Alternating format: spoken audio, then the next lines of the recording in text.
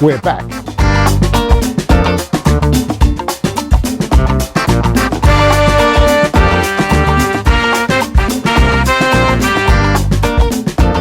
Tinker Club has returned. We've got a couple of new faces joining our Tinker team. We're going to be giving you a little bit of this and a lot of that. So stick with us and enjoy our day.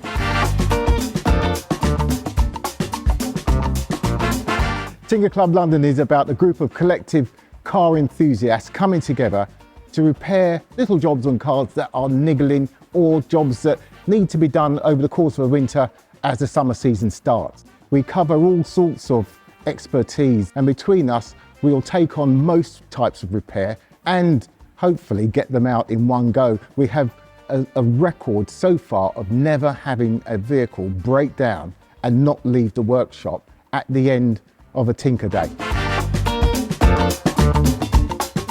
We're back again for another Tinker session.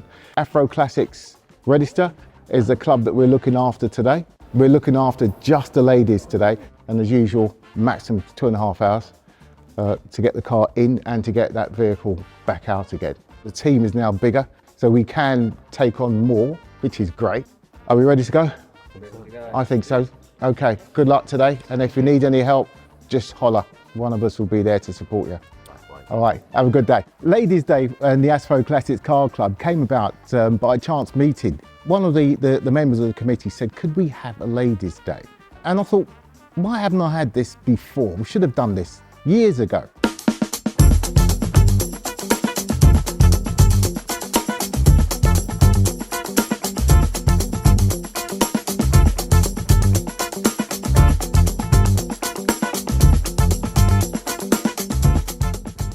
Very serious. I'm Natasha. So what I do is I run a company called A to B Components. I sell nuts, bolts and suspension parts for all cars and vans. I also work at Spanners with Manners, which is an all-female garage. Today, what I've been doing, I've been working on some beautiful classic cars, helping some lovely ladies, understanding their faults, what's wrong, and showing them the basics of how to maintain their car. The Mercedes SL. This car I'm sitting in here, this Trance Stag, was produced to take on the Mercedes SL. Somehow it didn't quite make it, but this SL is coming in for us to have a look at, and the owner wants to know how to service it.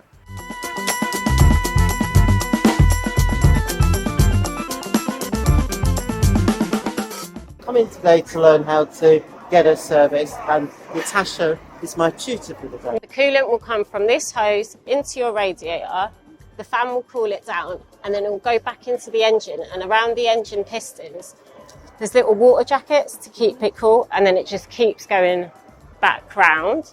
Your brake fluid, by the colour you can tell if it's good or not. If it's too murky, it's been contaminated. Beautiful car. I've actually never seen something like that, only in movies. So we started by checking the insides, checking all the lights, all the dashboard, the seat belts, all the buttons within it, making sure they're functioning. We then moved on to under the bonnet, where we checked all her levels, her oil, her coolant, her brake fluid, her window wipers, checked the whole engine bay for any leaks, any oil leaks.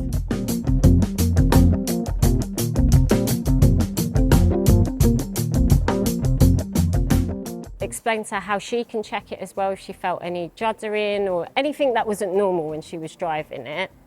So after the under bonnet checks were done, we jacked the car up and we went underneath. We went in a figure of 8 where we were checking all the suspension. So when we were checking the suspension, we were checking the rubber bushings for any play, if there were any weird noises, anything loose. Then we ran from the front of the exhaust all the way along because she had some work done on that. So we were checking for any leaks or any gaps. Oh, also when we checked the interior, one of the panels had broken. So today I fixed that for her and she was exceptionally happy. It's been a fantastic experience. It's just really nice being able to work with a female mechanic, and I now feel that I'll be able to understand, if not do a service, on my car. As I was underneath the bonnet, it was the brake fluid and how to top that up and what to look for, including the oil as well. And I just found it really interesting having a look underneath the car itself. So it was up on a ramp. It's really good.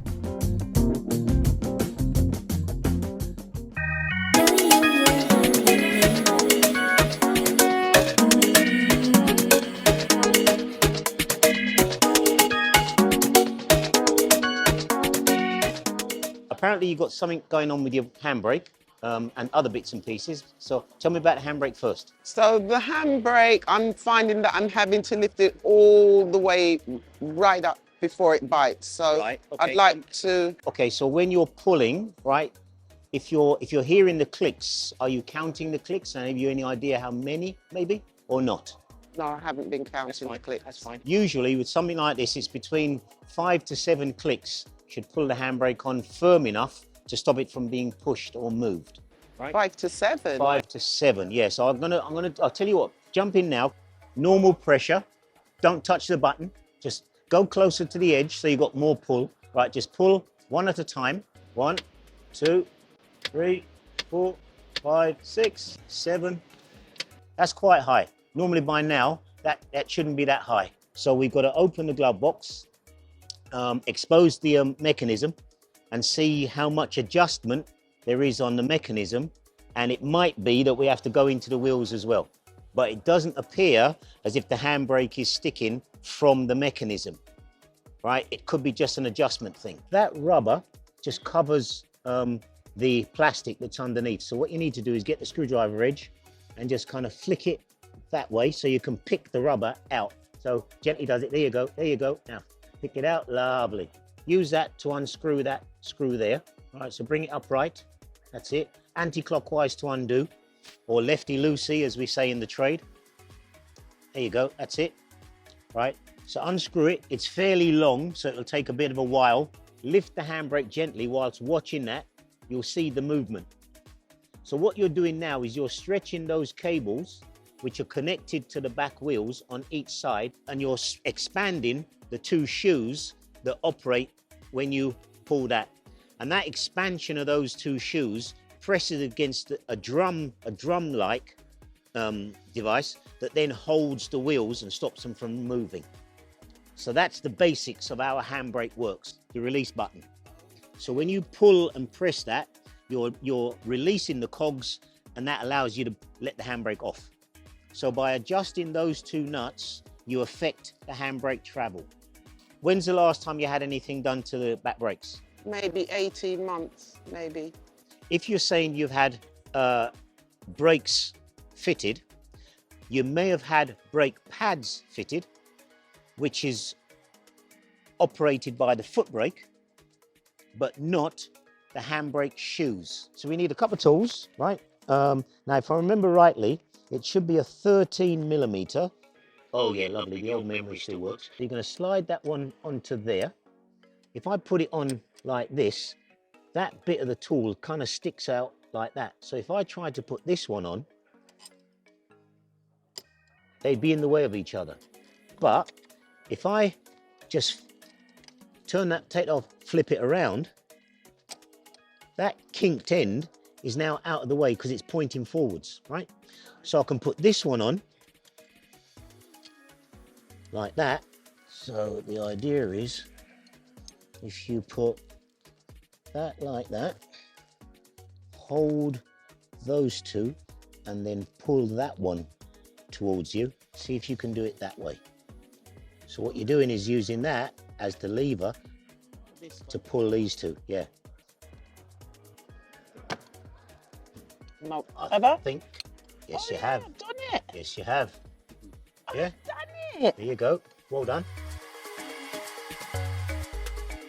1, 2, 3, 4. Yeah. That is a good job. Thank you. Not at all. It was your effort. You just needed the guidance. 4 clicks there is now locking those wheels. So you can imagine an experienced technician would probably take 10 to 15 minutes to do the same thing. Can charge me what? There you go. There you go. Next time you take it in, you say, leave the handbrake adjustment to me because I can manage that. Thank you so much, Nick. That's okay.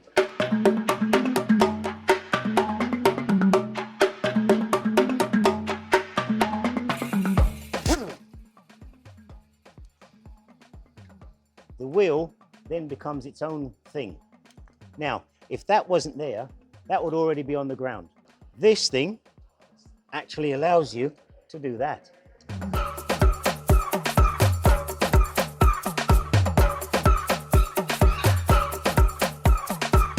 When I'm reversing, the loud banging sound, I think we may have solved the problem.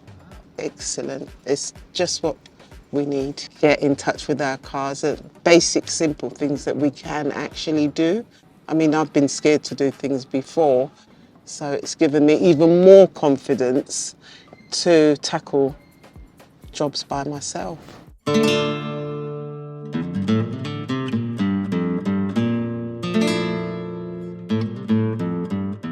We've got a trance stag that has a gearbox problem, not going into gear as often as it should do. A car that has been here on a previous Tinker session. It's not selecting reverse. And even when you drive there, it doesn't feel like it's getting into gear. I want it to get into top gear, get a long enough run that I can hear it go 1, 2, 3. So there you go, that's a change then. So one more. Seems as though it's missing top gear. It's missing a gear. So I'm gonna try here, the reverse. Look, it's not going. So you put your foot down, but it's not. I put my foot down and it's not grabbing it. Okay. Lazy into top and reverse. It's going in, but it's not actually going in as it should do. We got a car that may have had a gearbox oil change 2 years ago. So the quality of the oil should more or less be okay. Yeah. Because it's not doing excessively high mileage. So I'm going to have a look, see what the oil's like, and then see if we've got sufficient in the gearbox. In case that is our actual fault, why we've got poor pressure. Very little oil. She's very low. Very low. I've got oil there at the back. Where? You told me to buy it. I told you to buy some oil. You did. And You're one of the few people that ever listen to anything I tell them and actually do it. Is that one, isn't it? Yes. Yes. You told me to buy it, and I did it last year when we came here. Remember? So where is the funnel? I don't know. I don't have it. I didn't bring it. This is our way of getting it in without making any damage. Oh, because the funnel, not all funnels go there. Yes. And then all you do is you push in a little bit, press in a little bit, so you reduce spillage, which is the main thing, and you keep it nice and clean. So do you think it's just the oil? Yeah. Is the oil? Yeah. A little bit more, Yeah? tiny bit more. That's it. Okay. Yeah. Now I'm going to lift it out and stick my finger over the end because I don't want it going all over the place. Yeah. That's it. Needs more. No, need more. It's a little bit down. Yeah. So we've lost quite a bit. Okay. That's it. It's close, nearly there. You just put a little bit in at a time. And then keep checking. And then you keep checking it. You've got no gearbox oil and you've got no oil in your power steering. Okay. No power steering and the gearbox oil level is really low. These should have been done when I took it No? to the guys. They don't do it. No. So I have to do it. Yeah. And I need to see whether the engine needs oil as well. I intend to check it before you go. Just a little bit more. Just a touch more. I'll be happy with that, I think. Look, one last one. Yeah. Yeah. Bang on. Yeah. Yeah. Okay. Right. Happy with that? I'm more than happy with that. Yeah, it's going on reverse. That's what he needed. He just needed oil.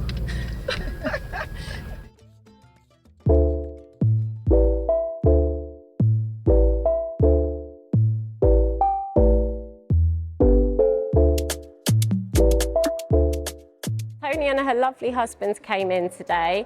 with their Reliant scimitar, 3 litre. The reason they came in was word of mouth, so it was great to have someone that we weren't expecting. We got the car in, we were checking for adjustments on the handbrake. This involved us taking the car up on the ramp. So we adjusted the foot brake on this particular vehicle, which actually adjusted the handbrake. Initially, it was having 6 clicks, which is way too over. But when we adjusted it, it was back down to 3 to 4 clicks. What about this? Isn't that good? We got Mr. Colin over, obviously with his years of experience, and he's a bit of a history man. So me and Natasha had a history lesson today. Didn't realise they could actually adjust the brakes on the back. These cars, you never ever adjust the handbrake cable. Because it shouldn't. It's like the Stag, you don't ever adjust it because your foot brake, once that is adjusted, the handbrake stays the same. Ooh, this is very wet. Ooh. Oh dear. See, there was a really bad oil leak. It was awful. It was leaking everywhere, it spluttered everywhere, and it was going all along. It's coming this side and that side. So it's, yeah, that definitely is a problem. We followed the leak, we ran the engine for a while to see if it was coming from the sump plug, which it wasn't. We then lowered it down, checked for the rocker cover where we believe was the suspected leak, leaking down and then blowing back along the engine.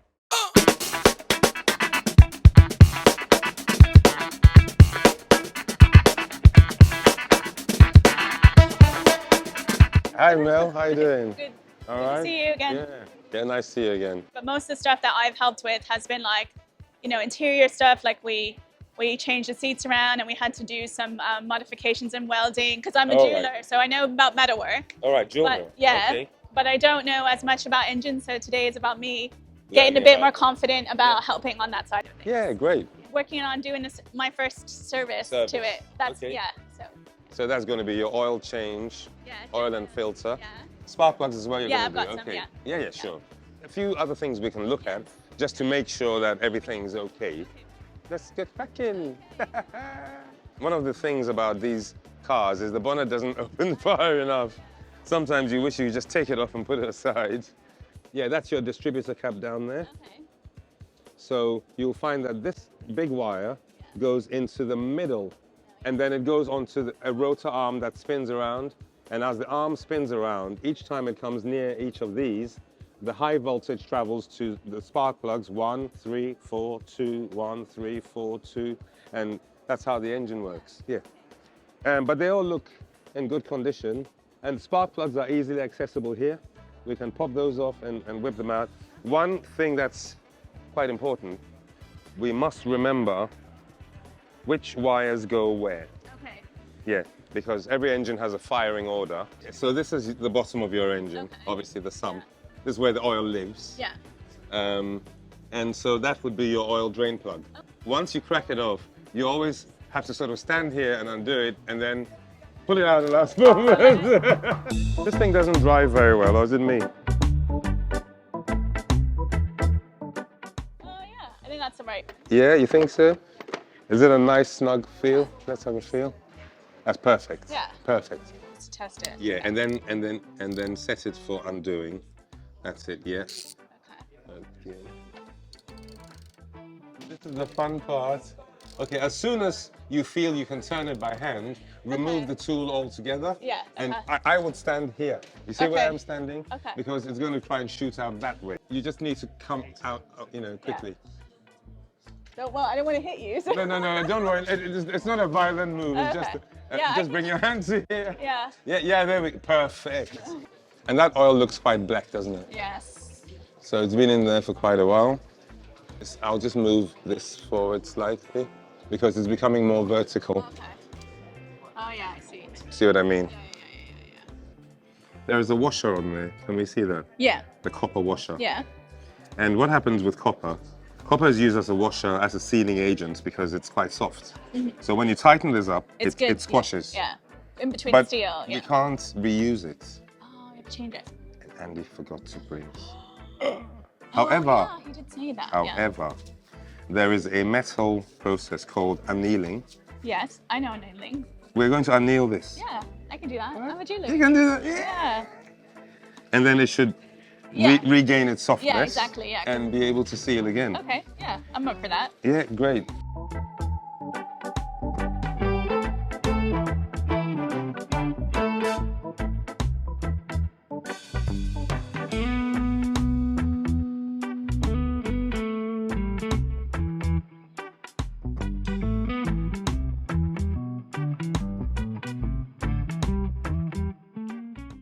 Wayne, Grime King, he's come out with this new polish, right, that does bodywork, windows, and the interior, one polish. The windows as well. Everything. And it doesn't smear. And smear free.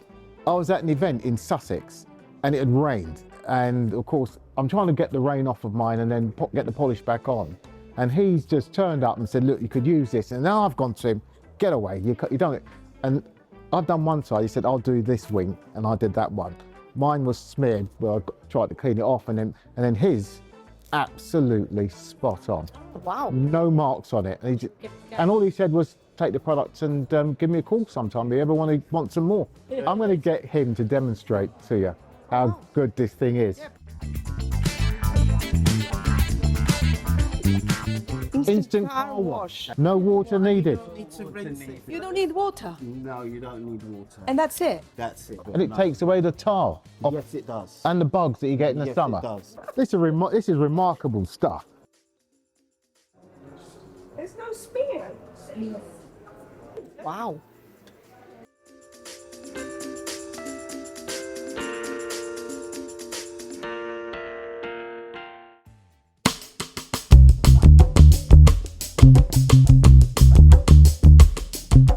We've got an Audi S4. You may not think that is a classic yet, but it is.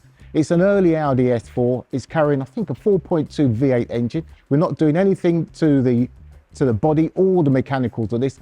It's the headlights that are a problem, and they have electronic units that pull the headlights up and down, working in conjunction with the suspension system, of course. We're going to be looking at that to see if we can help them because the headlights are not working as it should do.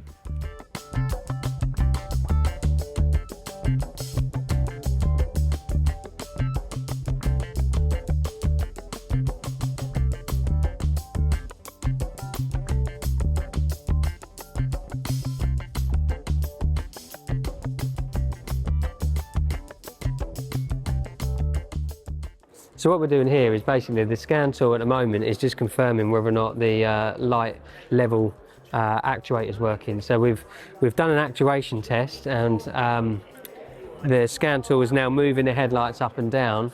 It had a fault on the dash originally for a actuation short to ground, so we've deleted some codes. The level sensors front and rear are okay, and Camille's now done a live actuation test. So are they working, Camille? Yeah. Yeah? So look, it says they're going back down. Yeah, I can see. You can see it, and even the left side is going down, isn't it? Hey, can you get me testing 1, 2, 3? Can you hear me? Sorry. Although it's almost a classic, it is 20 years old, but you could still plug it into a scan tool. So there is a bit of a debate for people out there. Is it a classic car? Is it not? Meets the 20 years, so we let it through the doors. So today I plugged it in, and we did a full health check using a scan tool. They left out of here, headlights are working, no fault codes on. They took it for a road test. It was a really good productive day for them, and at this point it cost them zero, which was really good.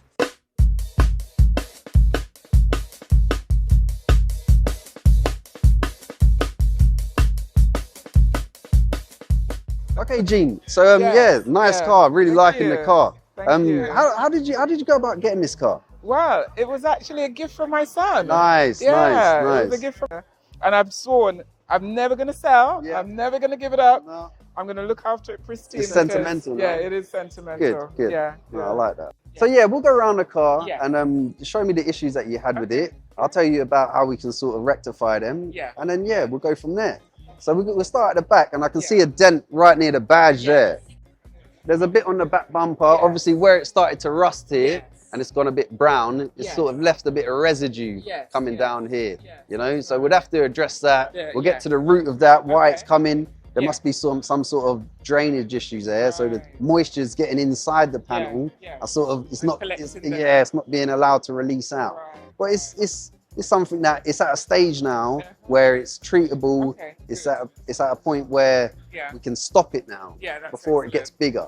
Rust is very much like, it is a little bit like a disease. Unless you get to the source of it and take it out completely, there's always a chance that it comes back.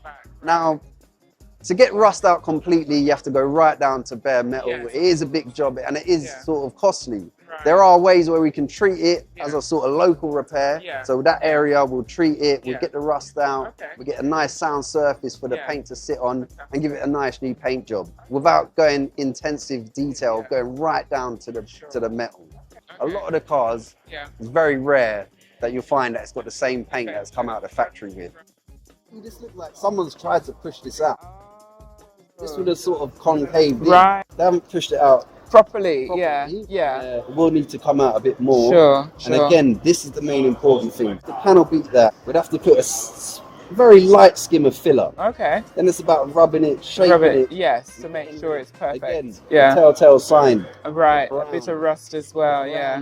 Yeah. That's the evidence of rust. Okay. Yeah. Right now, it's still a sound surface. Yes. Over That's good. time, to the point where you have to change the whole. Oh my gosh. Sort of deal with it now. Yes.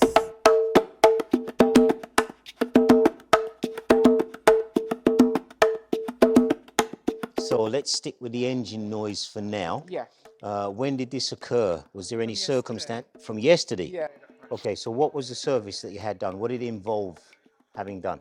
I don't know. Okay, that's always your first question when you take the vehicle in. I'm giving you my money. Yeah. What are you giving me? Right? You want a list, okay? Because that helps you going forward. Yeah. And it also keeps the garage on their toes in so much as you're an informed owner. Yeah. Right? When you're using it, how often do you check your oils and levels, etc., etc.? I thought that was for the mechanic to do that. Could you go in now and put your foot on the clutch, foot up and down on the clutch, and let's see if that noise changes. Right, down. Right, keep it down for a moment. No, okay, let it off. Down again. No, okay, so it doesn't sound like it's a clutch related sound. Do you hear it getting louder or more prominent as you're using the car? Or does it stay at that level? It stays at that level, but it's almost like a rattling, like the bearings or something. Can you hear it? Just a little bit, yes. I'm going to send it up. Yeah. I'm going to have a listen from underneath and see if it sounds any louder below, or if it sounds more definitive or whatever from below. Check it out.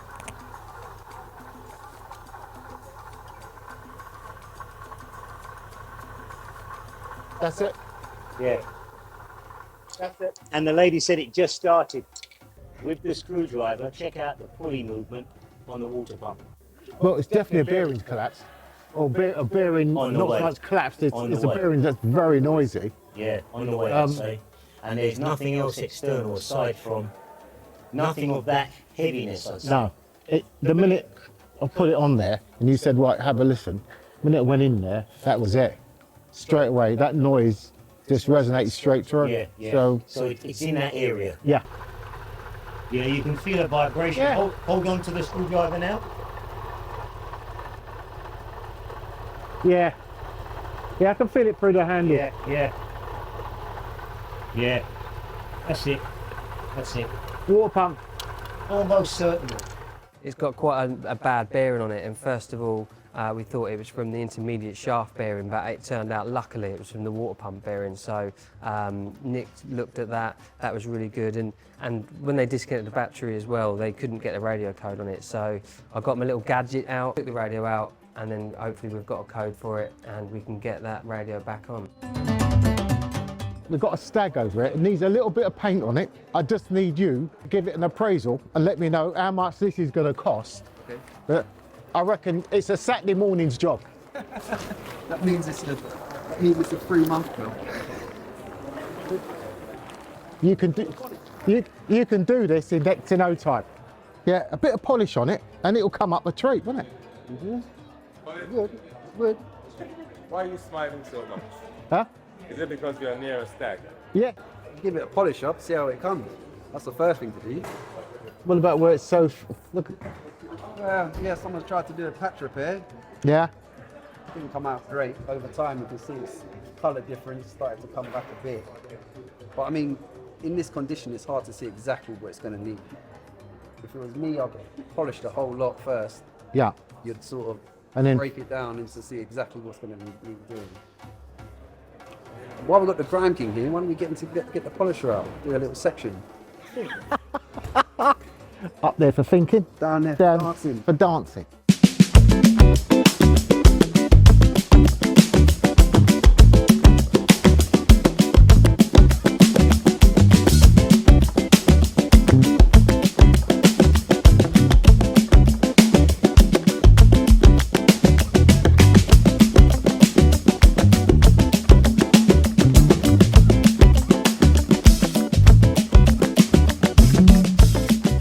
This is the first Ladies Tinkering Day, but I will be advocating for a lot more. We need it. We need it. Defo, defo. What I would say to the ladies out there, if you're trying to get into this industry, just do it. The worst that can happen is it's not going to work, but I'm guaranteeing you it's going to work and way better than you thought. I supply car parts, so we're going into these meetings and it's majority male dominated, and also in the workshop we get cars come in and mainly mechanics are male. I would say it's actually quite empowering. For me, I don't feel there's a difference. Women can do it, but maybe it's just we need more confidence to go out there. Like today, for example, all these women came with their beautiful classic cars and they were keen and eager to learn. Tinker Club is a really good opportunity for people to bring their car in. So, you know, they spend thousands of pounds, time, blood, sweat and tears really to own a car that they love. They clean it with every inch of their skin that they can, you know, to make it absolutely a lovely piece of machinery for them. And what they don't want to do is send it off to a garage to, you know, for other people that might not look after it so well, so that just to release it to that garage. So actually, by having a Tinker Club here and being able to have that opportunity for other people, they can bring it in the workshop, it never leaves their site, they get involved with the car themselves, and it gives them a learning aspect opportunity as well. And not only are we having it here in London, but we're looking to take it to other places. So watch this space. So if you want to join the Tinker Club, I would say it's an amazing experience because you meet like-minded people, people with passion for cars. You get expert opinions from all different technicians that have been in the industry for a long time, people from different parts of the industry. This facility is a training facility. And over the last 50 years, this company, North London Garages, have trained over 4,500 technicians in the motor industry. So you come in here with your car is nothing new for us. It's what we actually do Monday to Friday. It's our day job. Feel assured that when you turn up here, you're going to be looked after by people who know the industry and know your car. National Tour Hire, thank you very, very much. I am so grateful for the equipment that you've provided for us today. Jimmy's has also been absolutely brilliant. They came through with loads of iced coffees. I actually love the caramel.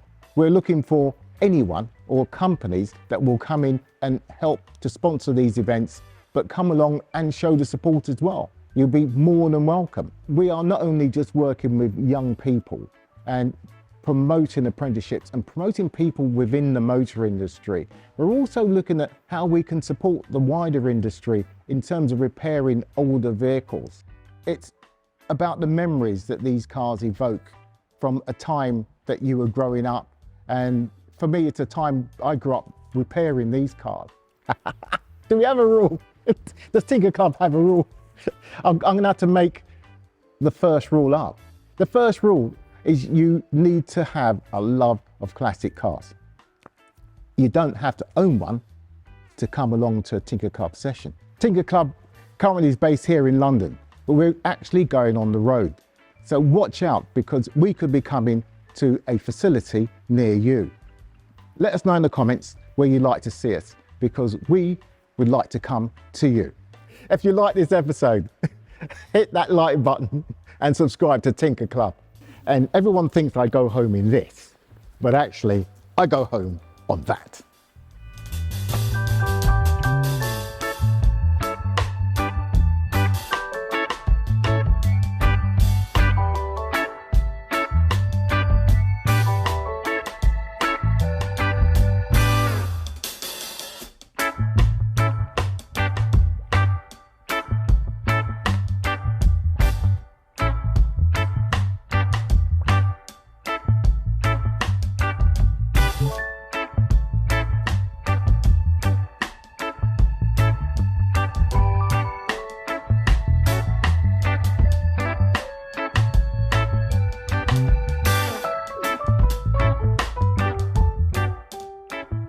Right, is that a wrap?